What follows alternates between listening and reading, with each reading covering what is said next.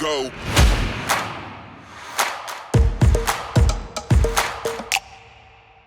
Welcome, everyone, to Zephyr's Adjusted for Risk podcast. We are on location at Wealth Management Edge in beautiful Boca Raton, Florida. And it is a hot day, but it's beautiful here in Boca. You know, one of the hardest decisions a financial advisor has to make is the ownership of their business, whether they go captive or work at a wirehouse or put their practice, go independent. Well, I have on the perfect guest to talk about this subject and so much more. But first, this episode is sponsored by Zephyr, which helps financial advisors make more informed investment decisions. I'd like to give a very warm welcome to Brad Smithy. Brad is the founding partner and head of wealth management at Elevation Point. Brad, thank you so much for coming on the show. It's a true honor to have you on. Thank you. So can you tell us a little bit more about yourself and Elevation Point? Sure, Ryan, thank you for having me. It's an honor to be here. Appreciate Zephyr's sponsorship as well. What a wonderful name in the industry. I've certainly followed them for many, many years. So a little bit about myself quickly. As you mentioned, I came from the wirehouse world extensively. I spent 32 years in the wirehouse world between two firms, and I personally broke away about a year ago. Oh, okay. About a year ago, and joined Elevation Point.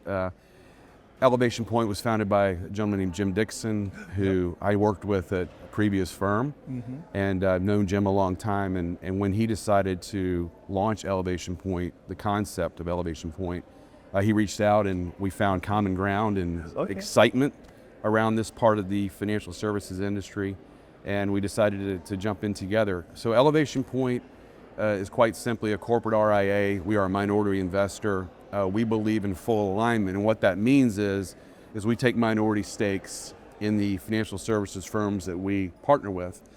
So we're fully aligned. Okay. Anything that's good for them is good for us. Anything that's good for us is good for them. Yep. And we have the same goal, to put together an environment where they can take the best care of their clients that they can, and better than anyone in the industry. So we launched, like I mentioned, about a year ago. We're currently in the process of onboarding teams.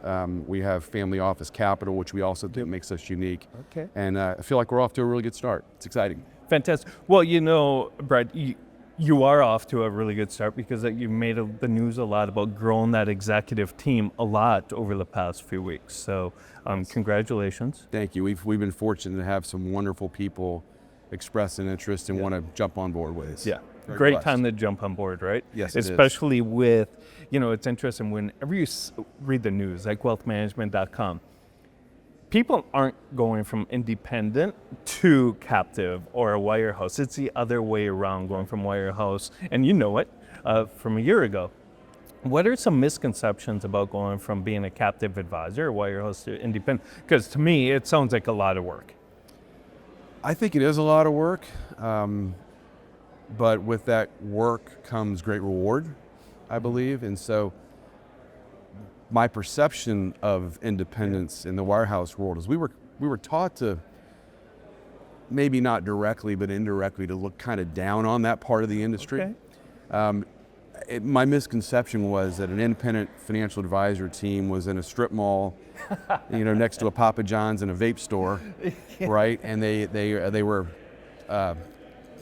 capped out at how much they could grow and who they could take care of, and it was really viewed from wrongly so from our perspective as being more of a minor league offering, and that was absolutely not true. And what really got my attention was at the wirehouse world, call it 7 years or so ago, maybe a few years before COVID, we started seeing really, really quality big teams that anybody would love to have go independent. Okay.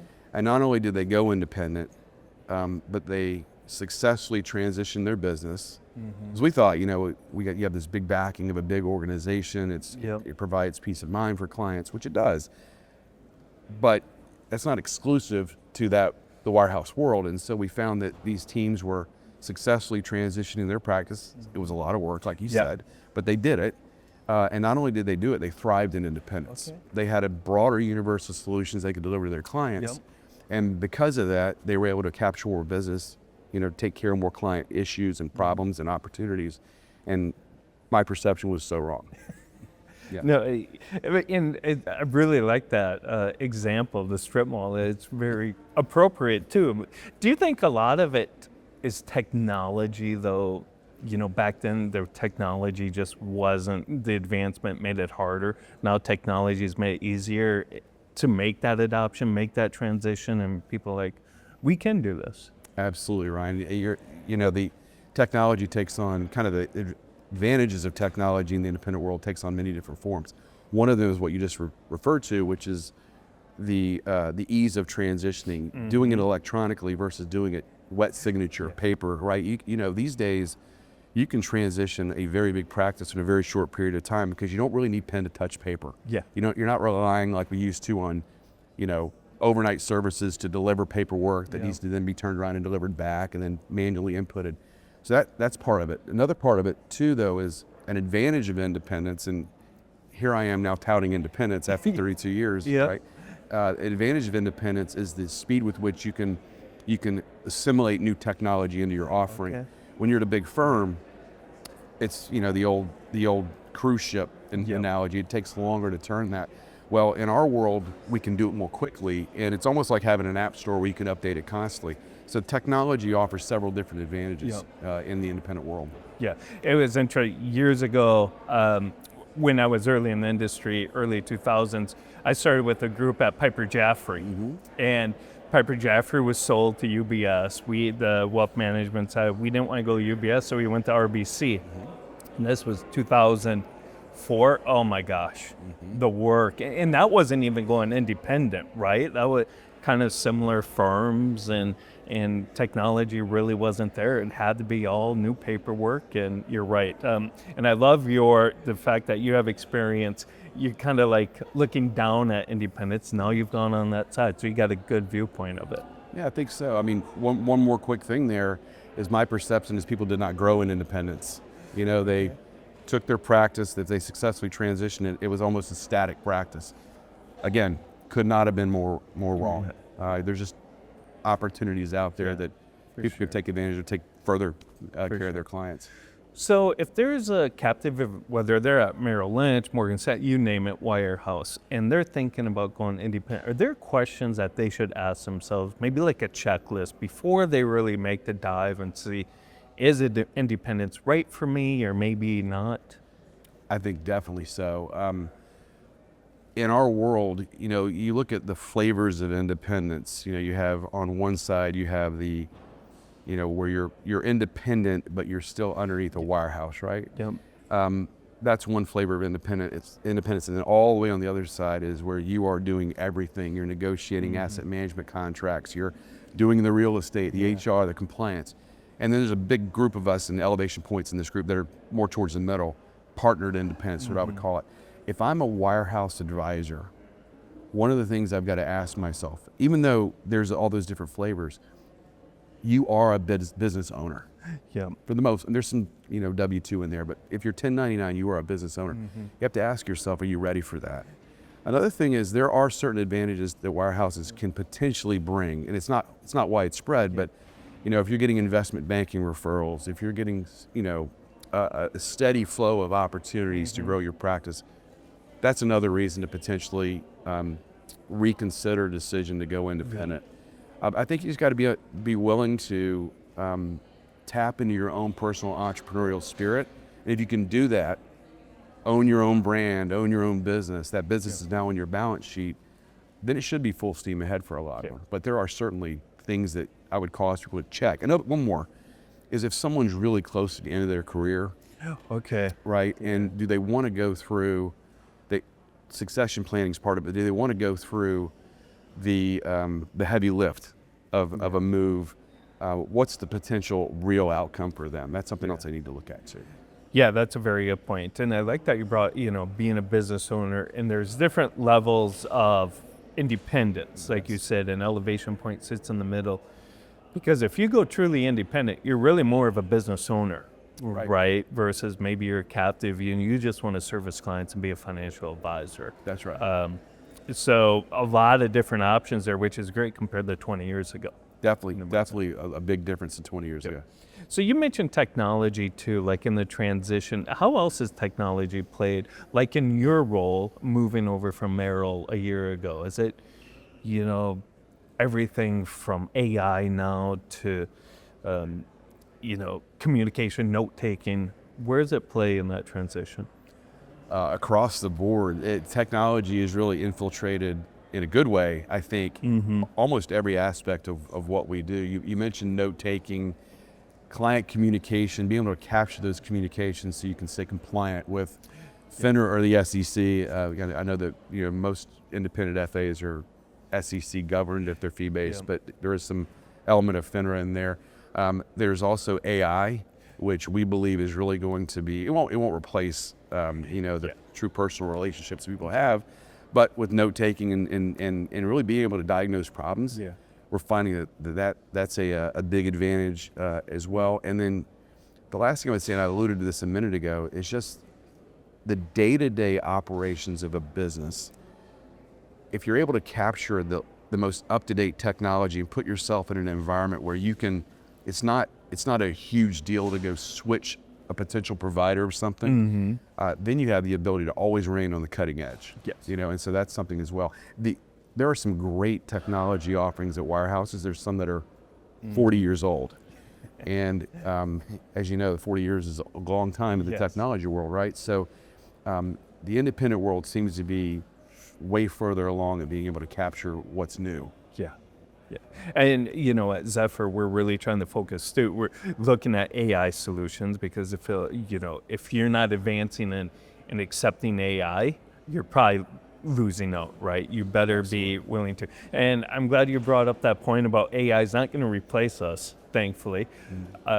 Robo-advisors. Remember back when robo-advisors came out, everybody was like, oh my gosh, the human touch is gone. The human financial advisor is long gone. Well, who talks about robo-advisors anymore? It took one big market pullback to kind of take that argument off the table. Because a robo-advisor, as an example, wasn't necessarily going to help a client do what might be the right thing, which is to do nothing. Right? Because they're predicated upon movement. But AI is here to stay, right? So we have to adjust to it and then be proactive in using it to our advantage. And it's about communication, right? And that's what we're focusing on, Zephyr's try to help financial advisors to communicate with their clients better, make it efficient, right? Especially the independent side. Advisor, are pulled in so many different ways. So I'm assuming technology, you got to embrace it, AI, so you can do those valuable tasks like communicating with your clients. And there's also, you're right, Ryan, sometimes problem diagnosis as well. I mean, AI will never really get anywhere near doing what you guys are doing, I don't think, but we've seen scenarios where clients are trying to evaluate potential contractual situations. And they're using AI to look at it and say, okay, what are the potential pitfalls in this? It's not what we do necessarily directly, but it is something our clients run into, and so they need to be able to access that. It does provide some value. At least, if nothing else, it points out red flags, potential red flags. You mentioned advisors that are a little bit older, maybe that they're ready to retire, maybe not so good for independent side. Are there other advisors that maybe shouldn't go independent, stay captive, in addition to those, older, more tenured, retirement aged? I think so. And this has changed a little bit, Ryan, maybe a lot in the last 20 years or so. But one of the things Wirehouses have typically always been pretty good at is training newer financial advisors. And, you get into a robust, defined training program that's content driven. It's hard to replicate that in the independent world. I think it's kind of like both ends of the life cycle of an FA. Maybe at the very end it's not a great time, although sometimes it could be. They don't have a succession plan. Going independent with a team that's already established could be the right answer for them. And then the other side of it, someone who's brand new, is the infrastructure in place to give them what they need to be educated along the way? But I think independence is for most advisors. Yeah. It's interesting you brought up the training. When I started, there was the bullpen, right? Bullpen of all those younger advisors just sitting there, and it wasn't so much advisors, maybe more the brokers and stuff like that. But the training was, phenomenal. You made a very good point there. I sat in a bullpen too, Ryan, at Merrill Lynch in Gainesville, Florida, basically where I'm from. So that's awesome. Yeah. That's great. So you talked about succession planning. It's arguably, we talk about the question yourself, is independence for you? Second is succession planning and the importance in how they do it. Do you have any tips for advisors that are looking to retire in terms of creating a succession plan? Because it's very important and one of those hot topics that it's very difficult to. It is. So you see all these statistics, right? There's one that's out there right now that 2/3 of the current financial advisors that are out there, the 300,000 that are in the country, 2/3 of them will be retired or out of the business in the next 7 years. That's a pretty aggressive number, if you ask me. And so what I would say is, and this might be counterintuitive to the way we used to kind of coach people, but we are running into so many multi-generational teams right now that, if you have children that express an interest, keep the business in the family if you can, right? I mean, if they have a desire, if they have the capability, if they have the passion for it, because you can't, you can't fake your way through this business. If they have all that, then that's a good place to start. But also don't be afraid to elevate those concerns to someone who's going to help you. Because, for example, at Elevation Point, and that was no pun intended what I just said with Elevate, Elevation Point, we are consistently, and by the way, it could be Elevation Point, it could be another firm. I think a lot of us are doing this. We're consistently looking for opportunities to help partner up practices so that there's, consistency among coverage for the clients down the road. So what I would say is if someone doesn't have a natural partner, a family partner, a succession plan, maybe they just want to get out of the business, maybe there's a health issue or something like that, I'd say be vocal about it. Because they will be in demand and, they'll command, I think, high valuations. And so I would say, you start with that early, but being more vocal about it would help. That's a very good point, because especially we talk about this generational wealth transfer. It kind of seems like it's been going on for 20 years. It does. But I would think if you have, somebody like your children or a family member or that younger advisor already in-house, it makes that transition to your clients' younger generation much easier and stickier relationship. Because there's a lot of statistics, I think 70% of clients, their kids are going to leave their financial. So it's a very good point you made. Yeah, and it's a natural, I think, area. You have natural areas of commonality and interest when you have maybe people that are a certain age FA client, and then there's children, child FA client, and then below that. I met with a team last week that's 3 generations. It's grandmother, son, granddaughter. And for us, that was incredibly attractive, right? Because you can really, multi-generational, it's hard to recreate that. That's fantastic, Brad. Great place to end. Thank you so much. A really fun conversation. I knew I was going to learn a lot. I'm sure our audience would too. Very, very fun. So thank you. Where can our audience get more information about Elevation Point? Ryan, thank you for having me.